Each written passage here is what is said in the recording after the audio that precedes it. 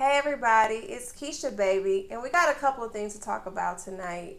Number one, we're going to talk about the passing of Kevin Samuels. Number two, I just want to say happy Mother's Day, belated Mother's Day to all the mothers. Whether your children are here on earth or up above, you are blessed, you are more than enough, you are wonderful, and you are loved. And finally, we got to talk about part two of season 14, Real Housewives of Atlanta. Y'all already know I'm about to go off on Ralph. So, you know what I like to say. If you want the tea, you better come holler at me. Hey everybody, it's Keisha baby, and if you got time for the tea, come holler at me. See you in a bit. Social media sensation Kevin Samuels died on Cinco de Mayo. The causes of his death are unknown. I really feel terrible that his mother found out through social media. I just pray for her strength. You know, me being a mother, and this is right around Mother's Day, that has to be devastating. You know, hate him or love him, he made a big impact in the social media world. Me personally, I wasn't a fan, but out of respect for Kevin Samuels, we're going to bow our heads for a little moment of silence. Y'all ready? Bow. All right, on to Mother's Day. I hope everybody had a happy Mother's Day. I was super busy with my smallest child. My oldest child was with his father. I ran a lot of errands, got some more tires for my car. I ate a lot. I ate at two places, and I was super full and very appreciative because guess what? I ain't have to cook. So all in all, I had a wonderful Mother's Day. And for the fact that my children are healthy, every day is Mother's Day for me. All right, so episode 2 starts off with Sonia and her Bourne family. She reveals that there are 9 folks living under her household. I don't know how in the hell she's doing it because I don't want nobody staying with me but my kids. She said it's her, her mom, her dad, her husband, their child, her sister, and some more folks. 9 people. This better be like a 25-bedroom house because I need extra space. I can't do it. I can't have all them people in my house. It's just too much. So in the scene, her and her family are bickering over beef patties. Boring, blah, blah, blah. On to the next scene. We go to Sheree's house, baby. Chateau Sheree is complete, so y'all can stop hating on her house. Yeah, it took her about 15 years to complete it, but guess what? It's nice. It's super nice. She invited Kenya over, of course, so she can throw it in Kenya's face that her house is done, especially the basement, since Kenya went in on her the last time, saying that her house wasn't complete. Look at her basement. Her basement's a mess. Well, it is completely done. Basement's finished. The decor is nice. She did a good job. It's a beautiful home. So Kenya and Sheree are kind of, you know, being a little messy, talking about Marlo. Okay, I'm not a big Kenya fan, but I'm very fair. Kenya asked a valid question, and I was wondering about this on the first episode. Kenya says, if you did a hair transplant to get you some edges, why are you still wearing a lace front wig? And I want to know that too. Like, you just had a hair transplant. Why are you putting the lace front back in your hair, Marlo? It just didn't make sense to me. I'm like, girl, don't mess up what you just cleaned up. You started your edges over again. Kenya also called Marlo's hair transplant surgery chia pet surgery. That was funny. Again, that was funny. Kenya throws some good shade. She's not a Phaedra or a Nene, but I'm gonna have to give her third place. So Kenya tells Sheree that Sheree and Drew have the same assistant, and you know, Sheree's assistant has allegedly said that Sheree hasn't paid him, and just, being gossipy to Drew. So Sheree kind of gets offended and was like, why is Drew being messy, or, why she's in my business. But they did a little clip. Drew was asking Kenya, like, should I reach out and tell Sheree? I don't think Drew was coming from a messy place at all. So then we go to Drew and her husband, Ralph. Ralph really knows how to push my buttons. I don't understand how anyone could be married to this man. I mean, it's like he'll really drive you insane. So Drew asked her husband, is he still talking to the assistant? Of course, Ralph cannot answer a direct question because he has narcissistic, manipulative tendencies, allegedly. I'm not diagnosing him. I went to no one's psychology, psychiatrist school, none of that. Okay.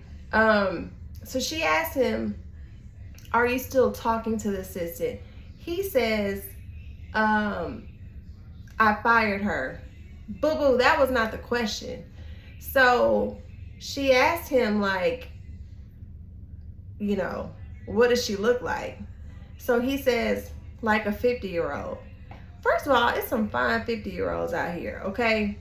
She wants to know what the girl looked like. You say like a 50-year-old. What does that mean, Ralph? What does that mean, Ralph? You know what I'm saying? So then he tries to throw her off by saying, she was 12 years old when I was born. So men can't sleep with women who are older than them or have relationships with women who are older than them? Ralph, you are not answering the question. You're trying to throw her off. And everybody sees what you're doing except for Drew, but it's irritating at this point. So they fast forward or move to Candy's scene, and she's on the phone with her producer talking about her play, Thoughts Over a Colored Man. I would like to watch it. I'm sure it's pretty good. Candy then talks about her and Todd and admits that they're not on the same page. Candy thinks it's because they're doing separate projects. And typically Candy and Todd, they do a project together. Well, Candy's kind of doing her own thing, so she thinks Todd's in her feelings about it, So, Todd's been going on vacations, kind of having fun. She tells Todd, well, when you're gone, it's messing up the flow of the house. And so Todd looked at her like, heifer, you gone for months. Don't come here with that. Candy, you're gone all the time for work. We all know you're a hard worker, but you can't trip on Todd taking a weekend to go hang out with the boys or whatever when you're like never at home. He's holding things down majority of the time. That's how it appears, because we all know that you're super busy and you work a lot. So then Candy brings up the fact that he has this condo. Is it in New Jersey? He had it with an ex. They used to live with each other. I guess when they broke up, he moved out. She didn't refinance the condo in her name, so his name is still on it. Candy was kind of throwing shade or a little salt because she said that her name is not on the condo. So Todd says, well, my name isn't on this house. Todd, how your name not on the house and y'all married and y'all bought that house? Well, should I say she bought the house? That house was bought before y'all got married, right? Y'all help me out in the comments. I don't remember. I thought that house, like they kind of moved into the house together, but as a man, how you allow her not to put your name on the house? Now, if she already had the house before she got married to Todd, then I take everything back, my bad. So she kind of admits that, they're not on the same page right now. So Marlo meets up with Candy to discuss her nephews. And let me just say this. Marlo, in my opinion, has the best confessional look. She looks super hot. She has on like a short wig, big gold earrings, necklaces, just bold. I really like it. So she goes and meets up with Candy. Candy's in this like Halloween costume, taking Halloween photos. I love the costume. Y'all have to see it. She was dressed as a witch, and her makeup artist did an amazing job. It looks like it's going to be a nice photo shoot. So Marlo tells Candy that she would like for Candy to spend time with the boys, since Candy has like a real family, you know, husband, wife, kids. And so Candy says, well, Marlo, I need you to be the type of friend to me that you want me to be to you. So Candy lets us know that Marlo used to date her brother-in-law. And she said her and Marlo were cool when she was dating her brother-in-law. She said, but all of a sudden when she got around the girls, she started treating Candy like SH it. So they do a flashback of, you know, Marlo going in on Candy, calling her a sugar mama and this and this and that. So it looks like Candy is very cautious with Marlo because of their history, and I can completely understand that. All right, so Raph tells Drew that he wants to do something for her.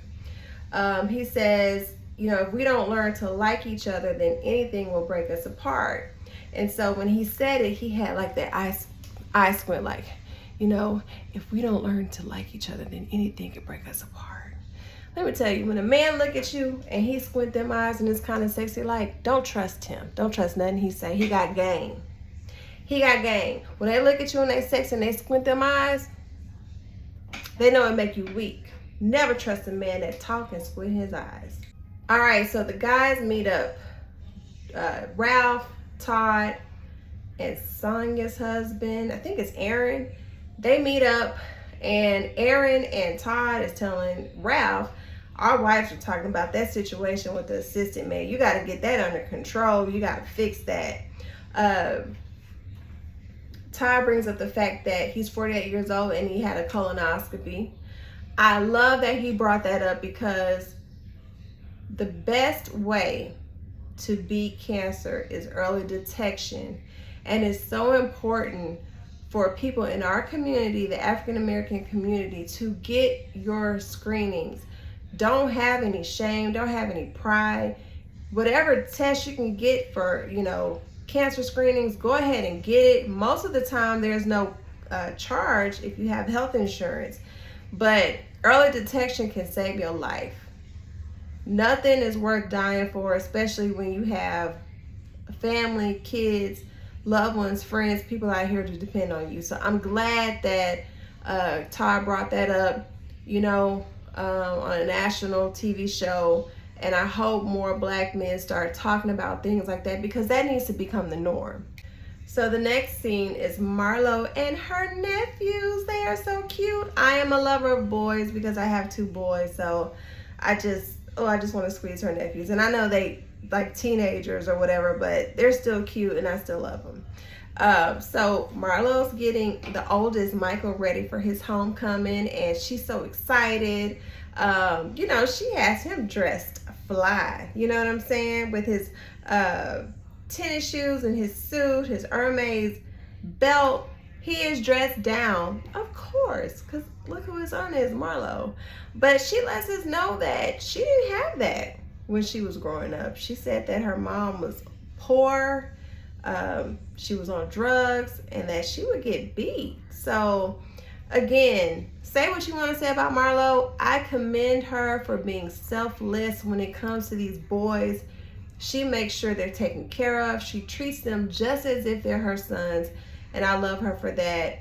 And the pride that she had when he came down the stairs, or how she was looking at him. She is the best Muncie ever, and I love you for that, Marlo. All right, so next we have Drew getting ready for her date with this yellow dress on, looking like Big Bird. I'm sorry, I didn't like the dress. I didn't like the outfit. Her hair was cute. She had a really cute, stylish ponytail. Her makeup was nice, but she looked like Big Bird. Speaking of, let's talk about her confessional look. Okay, so I wear ponytails sometimes, and if I'm going to like take a bath, take a shower, or maybe work out, I'll take the ponytail and wrap it around and put like a bobby pin in it. That's what her confessional look looks like. I've always heard the ladies say when you're new to reality TV, it takes you a couple of seasons to get your look together. I'm praying if she's on the show next season, that's the season she gets her look together, because her hair looks like something like I could have done for her in the 8th grade. It looks terrible.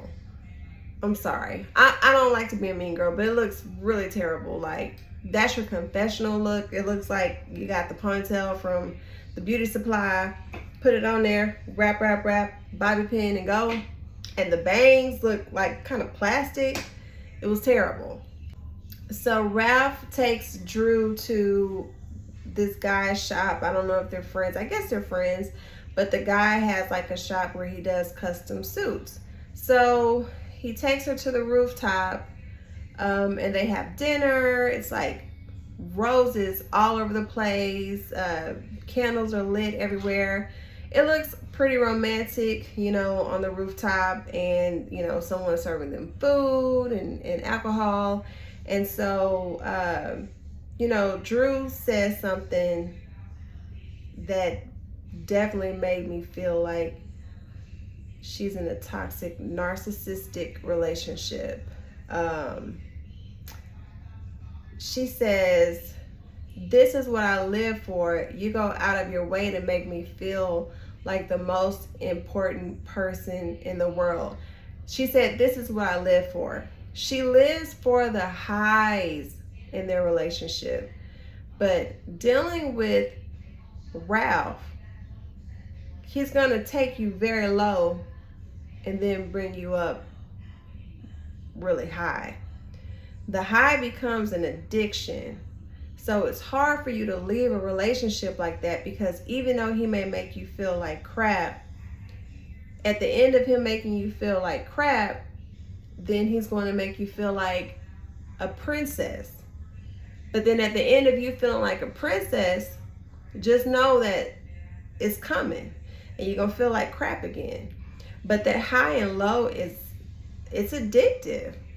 Allegedly to their relationship or whatever, to everything that I'm saying. But she lives for the highs because it's a rush, it's addictive, but it appears every time there's a high with Ralph, there's an extreme low, allegedly. She says that, you know, while they're at dinner, she's careful about what she says because of his wrath. I'm not saying Ralph is a narcissist, but they may be cousins, allegedly. But narcissists try to control you. Like, if you say something that they don't like, they try to punish you for it. Or if you do something that they don't like, you know, they try to punish you for it. So when she says she's careful about what she says because she only feels right, that's a form of control. She also states that she walks on eggshells, that she's walking on eggshells that night because she doesn't want to ruin the moment. You know, typically when you're dealing with someone who appears to be a narcissist, you can say anything. It doesn't even have to be bad. They use that as a tool to, maybe if they have something else to do, or they really don't want to do this, they'll take any little thing you say and twist it and flip it and make it seem like you offended them or you hurt them or you were wrong, and they'll have you apologizing to them when really you didn't even do anything. Like, they manipulate you and play with your mind. So Ralph tells her he's going to pay for a session so that she can know how to speak to men appropriately. You know, unless they edited something, I'm watching this scene. I didn't see what she said to make Ralph feel that way. But again, dealing with someone who has narcissistic traits, you don't have to say much. You don't have to do much. They find the smallest thing to flip out on you about, make you feel guilty, make you feel like you're the one who offended them, so that they can try to manipulate you and control you. They want you to walk in a straight line. Drew brings up the fact that their therapist called Ralph a maniac. You should have saw Ralph's face. He was so angry. He was like, you're going to sit up here and bring up what the therapist said about me? Mind you, right before she did that, he kept throwing at her what the therapist said about her. He kept doing that while they were eating. And so she finally says, well, the therapist called you a maniac. And he flipped. He couldn't handle it. He couldn't even play cool anymore. And Ralph's probably thinking, why would you say, that on national TV? Why would you throw your business out about your wife and what happened in therapy on national TV? She just did the same thing you did to her, but she was able to handle it. You weren't able to handle it, Ralph, because you're weak. You know what I'm saying? Ralph has the audacity to say, how can I be a maniac as successful as I am? Look at all the degrees on my wall. Did we not have like somebody running the United States who ran the United States and was Coco Loco? Ralph, you were never the president.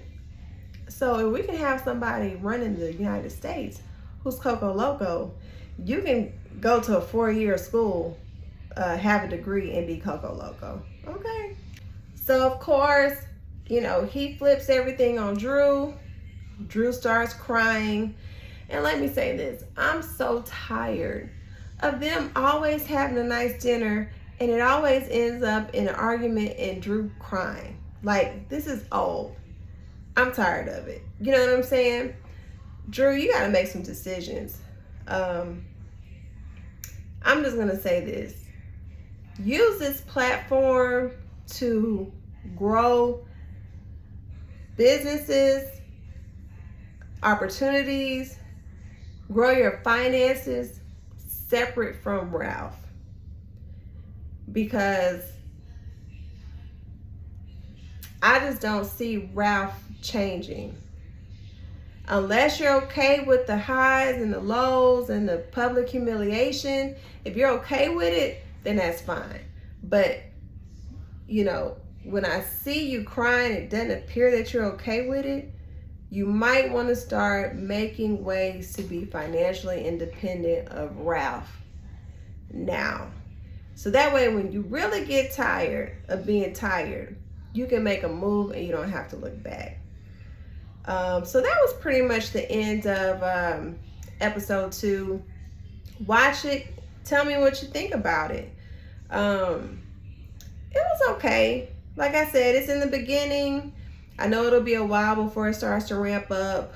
I'm tired of Ralph already, and we on episode 2. I can't say that they are giving the men more time, more of a storyline, and I like it. I like kind of seeing both sides, like the wife sides, the husband sides. I like seeing the guys come together and have discussions and say, what they think and how they view things. I like that. So again, it's early. What would I rate this episode? A 7. But it's more to come, and I'll keep you all updated. And just remember that if you want the tea, come holler at me. Y'all take care.